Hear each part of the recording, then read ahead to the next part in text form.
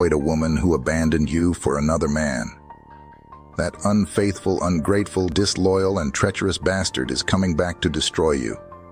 Drop a yes if you agree with me, and leave your opinion in the comment below. 5 women you must avoid. You may want to save this video for later and pass this on to someone who needs it. Number 1. Avoid a broke woman who depends on you for money. She's a financial vampire and parasite. She will ruin you. Number 2. Avoid an arrogant woman who doesn't take instructions, correction, and direction from you. Number 3. Avoid an angry woman who is always quarreling and fighting with you. 3.